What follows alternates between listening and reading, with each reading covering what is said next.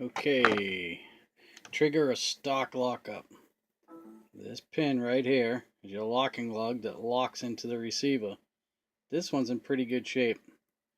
I had to clean it up. I put some grease on there. I'm not afraid of grease. But I don't take my guns apart often, so I should never wear these out. These, see, that one's a little worn. You can see that flat spot right there. Not too bad. Now if you look at this one's a little better shape overall.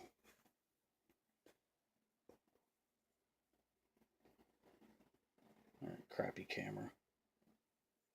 That one's a little more round.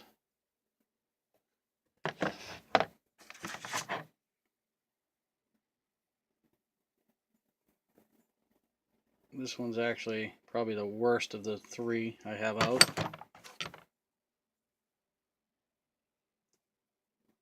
Pretty flat right on the bottom there. Right at 6 o'clock. You can take a small hammer and disassemble this and peen those over a little bit to gain a little edge on them. But unless they're really bad, just grease them up and they should be good. Not sure which trigger group this is. There's not many markings on any of the parts really on this particular one. Just about everything I have except for one is either SA or HRA. I have one Winchester. Is the HRA. Those locking lugs lock into your receiver legs, and that's what locks everything together. So start there and check those to see if they're good. See, that one's got a nice flat spot, and this is stamped. Milled, versus the other two are stamped. This is a Springfield Armory. This one looks like it was reparked and rebuilt and everything else. It's actually in better shape than the two stamped ones. Now my stocks are all late production, probably 1950 to end of production. New CMP stock. That's an HRA. That's an HRA. They're all the larger stamp, accepted stamp, so that puts them in late production. And this is a late production Springfield Armory. They're in varying conditions. The SA is probably in the worst shape. It's all dinged up, beat up, but it's solid. This one's in a little bit of shape. Probably the best shape stock I have as far as what came out of the CMP. Not too many dings. Fairly clean. And the wood matches really nice on this rifle that I took this off of. And then there's this one that I bought not too long ago. This is the one I washed up and cleaned up. And it came out pretty good. It's starting to get dark again. It was lighter, but it's already starting to get dark. I guess it's just nature of the beast. And this is just the CMP stock. It is what it is from the CMP. It's a $100 Boyd's piece of wood. You can make them work as long as they give you plenty of meat to work with. So now we're going to go with lockup. This here is just pretty much a parts gun that I got kicking around. And I'm going to try this one next for my cast loads. So basically I'm going to try to do this with one hand.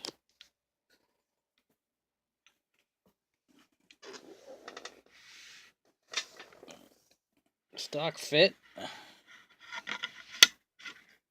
Should be tight. This one's pretty tight. Not super tight, but I actually have to press it down in there. Good way to test it is lift it up. If the stock comes with it, that's better than most. Alright. Now we're going to lock on a trigger guard. I'm just going to use the milled one for now.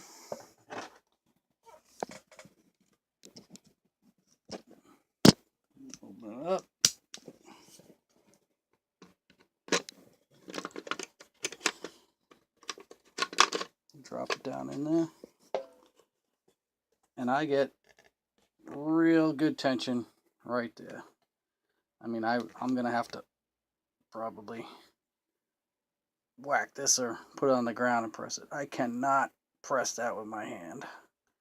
That's as far as I can go with one hand wrapped around the receiver. This will lock up, and it locks up nice. Okay. Another thing to look for is if the receiver moves back and forth. This one doesn't move at all, which is good. That's pretty decent lockup. Like I said, I have to actually pull this one out of the stock, which is what you want if you want a decent shooter.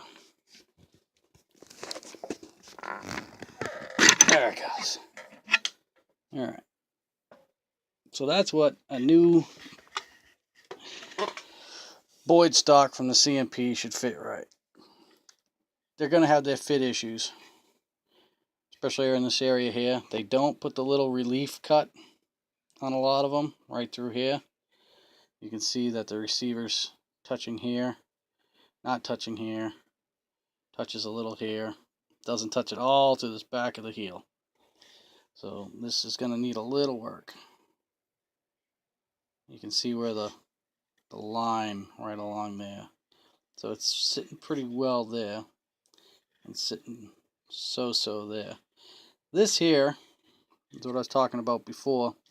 If you have a clip latch that might be popping free, or you're getting some weird feed problems, make sure your clip latch is not hitting this notch.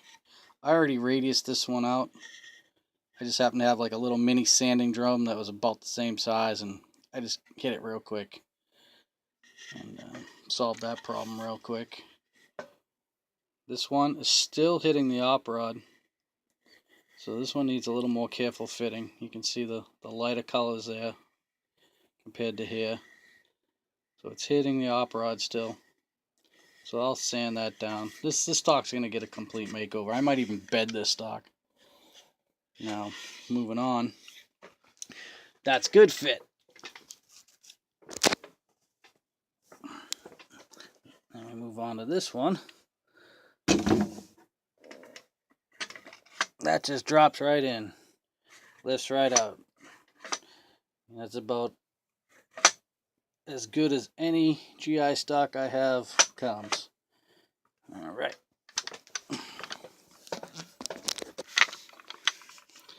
This one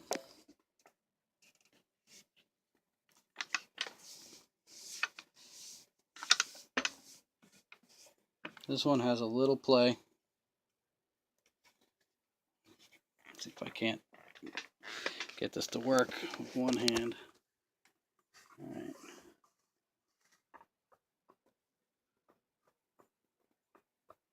I don't know if you can hear that, but that's the receiver flapping around in the wood, which doesn't do well for accuracy.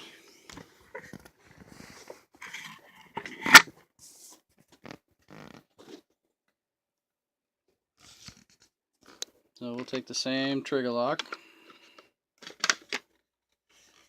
and put it in there.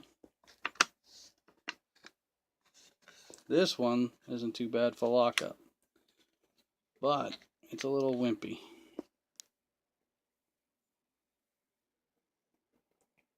It gets tight right about there. That's about 3 inches away, 3/8 of an inch away. This one I can lock with my hand. Now,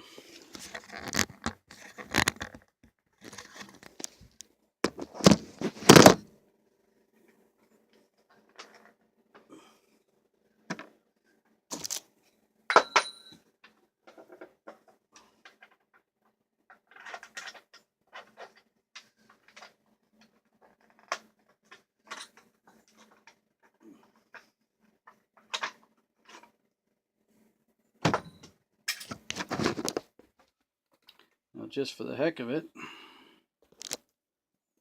I'll try one of my other trigger groups. Bear with me here.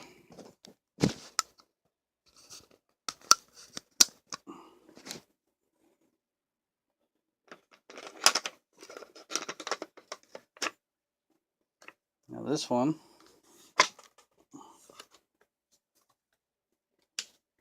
is a little worse. It almost bottoms all the way out without even touching it. So these lugs are a little more worn overall in the rifle.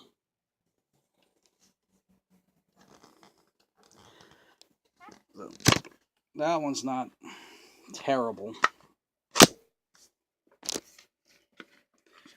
I really haven't got much better from the CMP. Now, this one here is the best condition stock I have.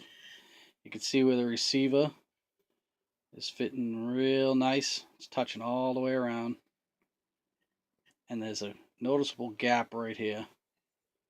You can feel the little dip. And then the receiver makes contact. Real nice. You can see the glossy part all the way up and around.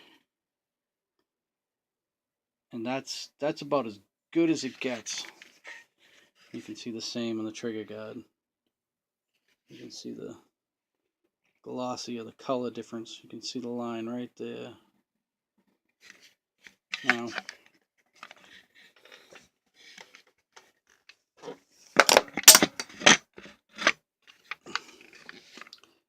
but again, this receiver drops right in. And like I said, basic test, if it comes out, just lifting it and leaving the weight of the stock on the ground, it's not very good. Not for target shooting anyway. And this one slops around pretty good.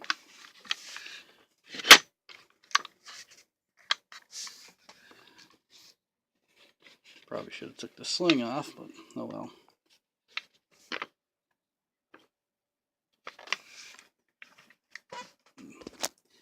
A nice basement rug.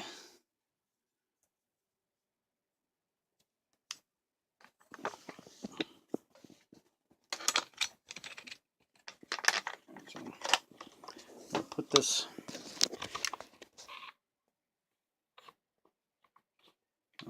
this one locks up a lot better. I mean, I'm pushing it pretty hard and you're 3/8 inch away.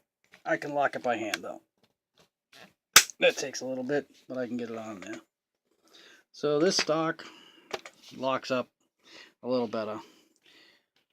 You'll have inconsistencies with that slop in the play though, but it should hold a 10 ring, or even at least a 9 ring anyway. It should hold the black.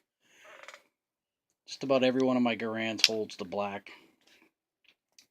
And now we'll go with the sloppy Springfield Armory one.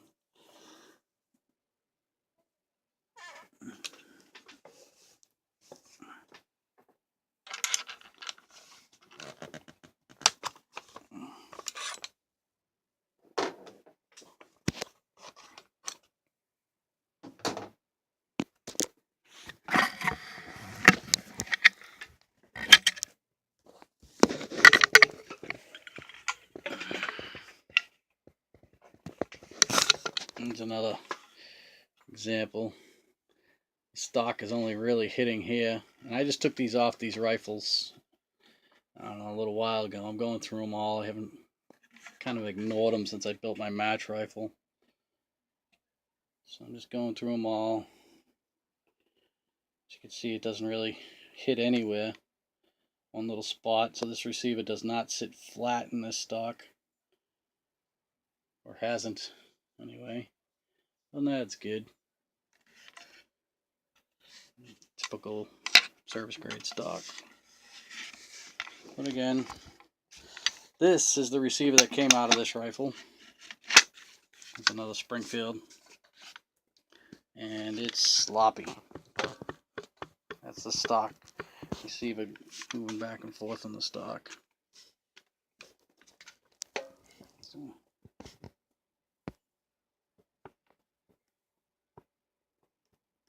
I don't know if you can see that.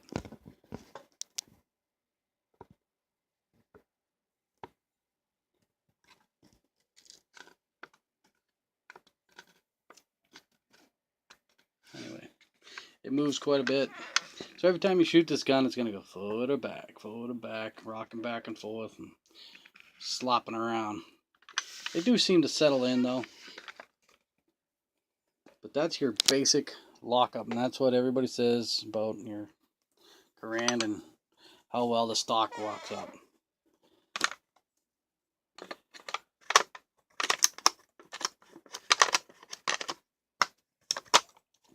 Will they function? Absolutely. Can you hit the target? Somewhat. How well you hit it. But see how easy that is? It's zero resistance all the way down.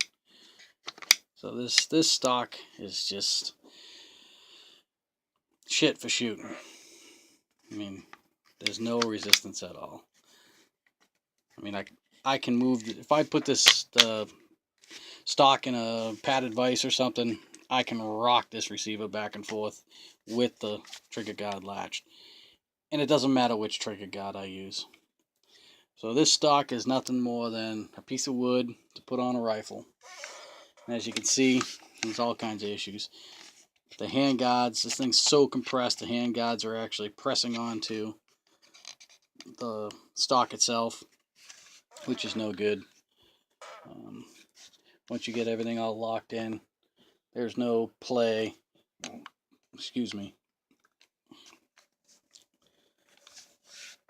It just creates a host of problems when you're actually trying to shoot groups or shoot for a score.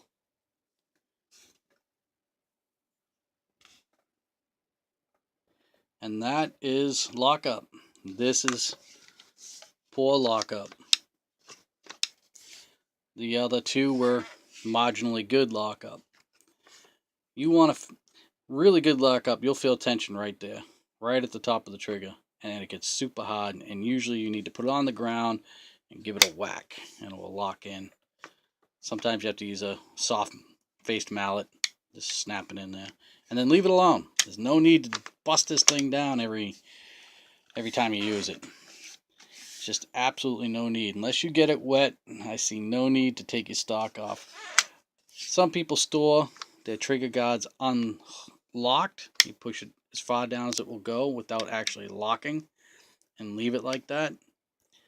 I don't like to do it because sometimes they'll flop open and your receiver flaps around. These stocks are already gone. It's not going to gain anything. But if you got a nice new stock, don't be afraid to just unlock it. Don't unlatch it like that. You just pull the lock out. And that's about it. And that is basically what lockup is all about. Check your lugs, and then your wood. And there's a lot more stock fitting things to do for better accuracy. But for the most part, that's about it. Lockup, you have to start with good lockup. And then you have things like this. I don't know if you can see it, but it's hard to see on this one. Never mind, you can't really see it. I won't focus on it. Anyway, get a nice tight lower band on there, and it keeps the stock from floating around a little bit, especially the upper hand guards. It makes everything nicer. Well, that's 20 minutes of nonsense and blurry camera work. I need a new camera. This is just my cell phone. And that's it. I'm done.